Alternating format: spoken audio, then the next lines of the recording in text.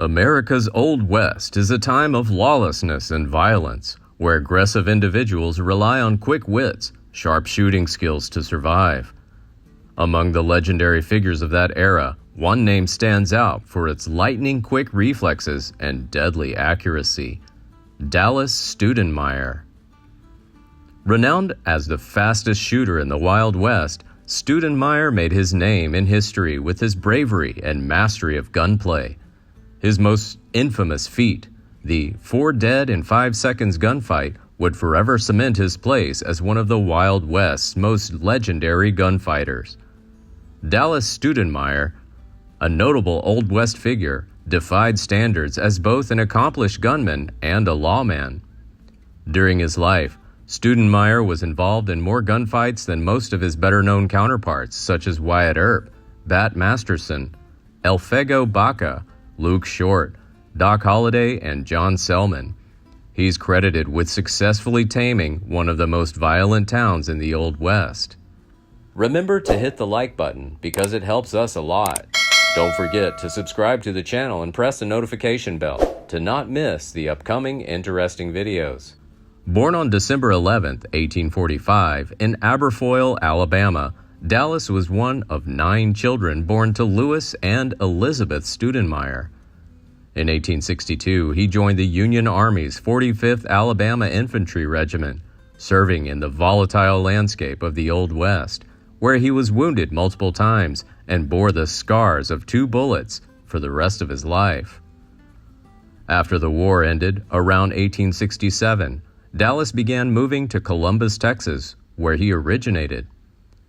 Standing at an impressive 6 feet 4 inches tall, he possesses an alluring charisma that makes him popular with ladies, who are drawn to his handsome and well-dressed looks.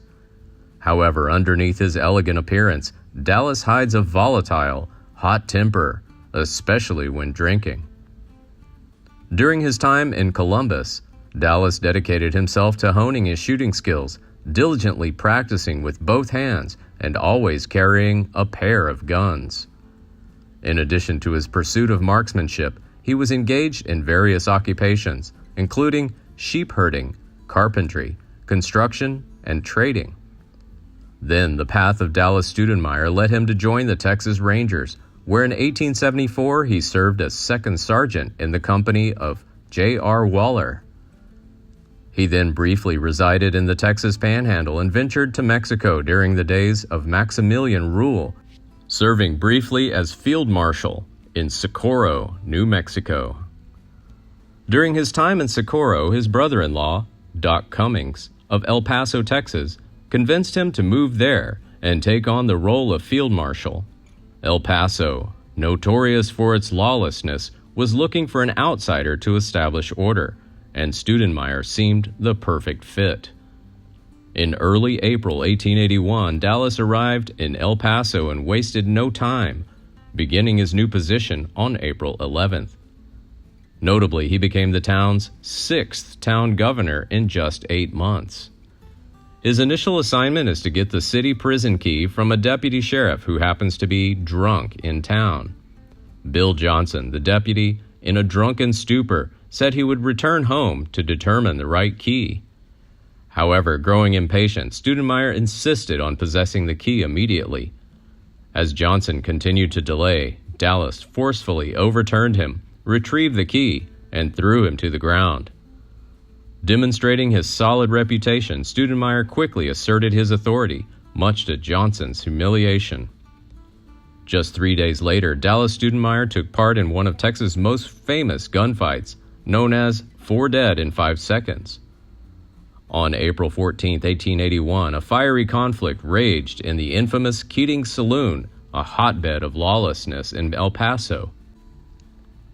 Constable Crimpcaw got into an argument with George Campbell, the former city sheriff.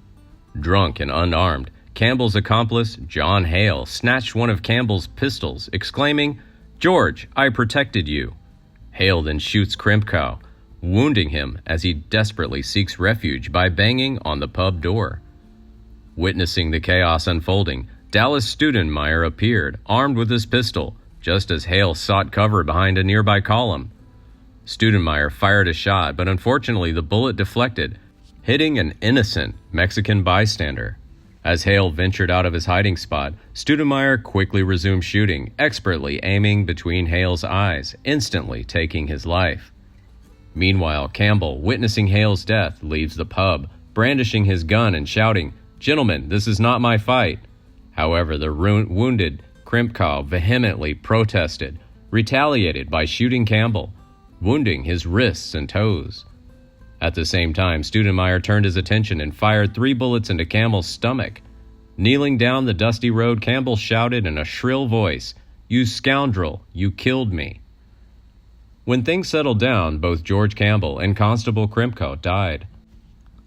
In a puzzlingly short period of less than 5 seconds, 4 people were killed, making the gunfight an almost comical sight. Just 3 days later, on April 17th, a new incident of violence hit the streets. This time, the influential Manning brothers, allies of Hale and Campbell, persuaded the drunken Bill Johnson to carry out a plot to assassinate Stoudenmire. However, still hampered by the recent humiliation inflicted upon him by Stoudenmire, Johnson is still hesitant to carry out their plan of betrayal. Seeking cover behind a large brick pillar, armed with a shotgun, Johnson waited for his chance. Moments later, he recognized the voices of Stoudenmire and his brother-in-law, Stanley "Doc" Cummings. As he tried to aim his weapon, his legs began to wobble and he fell backwards, accidentally firing both projectiles into the air. Stoudenmire quickly pulled out a pistol and shot Johnson, ending his life. Furious, the Mannings determined to avenge their fallen comrades. Meanwhile, Stoudenmire resolutely took a zero-tolerance stance against the lawless raging in the city of El Paso. From the time Johnson was killed to the following February, Dallas killed 6 more men in shootings during arrests. The city's crime rate dropped dramatically. Stoudenmire's reputation as both a lawman and a gunman was growing. In February 1882, Dallas made the short journey back to his hometown of Columbus, Texas, where he married Isabella Sherrington. During his absence, however, a tragic event occurred on February 14th. James Manning, owner of the Coliseum Saloon, where both Manning and Stoudenmire's brother-in-law, Stanley "Doc" Cummings, were present. The two started arguing. The dispute quickly escalated, turning the atmosphere of the pub into a gunfight. Hit by bullets, Cummings staggered out of the pub, falling onto the dusty road as he screamed in pain and died. Manning faced arrest, but in the ensuing trial it was determined that he acted in self-defense. The jury, which included local residents, many of whom were friends with Manning, acquitted him. The news caused a furious rage in the Stoudenmires. Enraged, he sought solace by drinking heavily and frequently confronting those he believed were responsible for Manning's acquittal. The situation became so tense that many chose to avoid venturing into town or going to the pubs for fear of encountering Stoudenmire. Despite his demonstrated legal acumen, his actions began to lose favor with the local community. Furthermore, as a newcomer to a town where Manning boasts many friends, matters are more complicated. By May 27, 1882, the townspeople's exasperation had reached its peak, prompting the council to issue a resolute announcement of its intention to fire the sheriff. However, when Stoudenmire, drunk, confronted them and challenged them to take his gun or his job, they quickly retreated. Just 2 days later, a sober Stoudenmire resigned voluntarily. He then went on to manage Globe Restaurant, a business formerly owned by his late brother-in-law, Doc Cummings. In July, he also assumed the role of Deputy Marshal of the United States. However, this did not quell his tendency to settle disputes with guns, perpetuating a lingering feud with the Manning brothers. The hostility was so deep that the townspeople forced Stoudenmire and Mannings to publicly declare a peace treaty posted in the El Paso Herald. Unfortunately, whenever Dallas got drunk, his threats continued, casting a dark shadow over the fragile truce. On September 18, 1882, Stoudenmire and the Manning brothers, Doc, Frank, and Jim, met at a local pub to make what they called a peace treaty to end their feud. It didn't take long, however, for tensions to re-emerge between Doc and Dallas, rekindling their argument over the original peace treaty. In the blink of an eye, Manning and Stoudenmire pulled out their pistols and fired.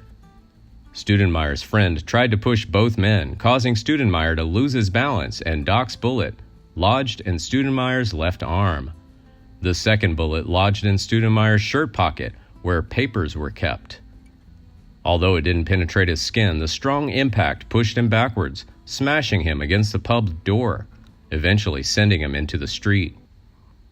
Under the circumstances, Dallas, known for his ability to shoot with two hands, quickly grabbed his remaining gun and fired at Doc as he walked through the door, hitting him in the arm. James Manning, from behind Stoudenmire, fired twice. One hit the barber's post, and the other hit behind Stoudenmire's left ear, killing him. After the tragic death of the sheriff, James and Doc Manning were tried for murder, but acquitted, again with the jury mostly being their friends. Stoudenmire's funeral was held at the Masonic Lodge in El Paso. His wife, Isabella, later shipped his body to Columbus for a burial. All funeral expenses were paid by Masonic Lodge. Stoudenmire is buried at Alleyton Cemetery in Colorado County, Texas. Please like and share if you find the video content interesting and useful. Don't forget to subscribe to the channel and comment below so as not to miss the upcoming interesting videos. Thanks for watching.